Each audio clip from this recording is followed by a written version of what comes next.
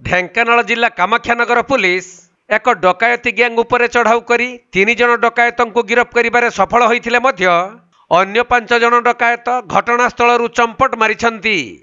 तेबे गिरफ होइथिबा 3 जन डकायत हेले कामाख्यानगर थाना अनंतपुर साहिर मिंज इब्राहिम बेग उर्फ फकीरा, गोड़ी साहिर विश्वजित बेहेरा उर्फ बिकी एवं ढेंकानाल सदर थाना अंचलर अनिल कुमार नायक।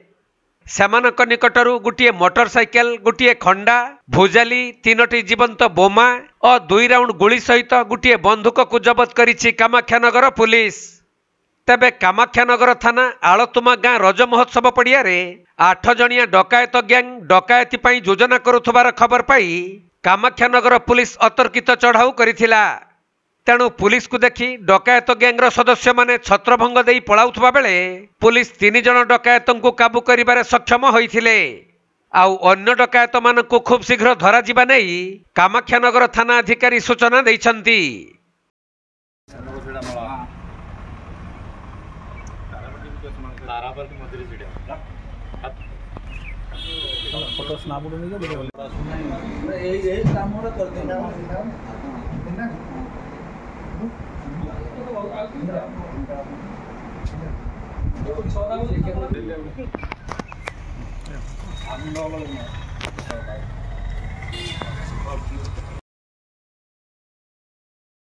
ढेंकानाल जिल्लारू असीम अमिताभ शतपथी रिपोर्ट, कोणार्क लाइव।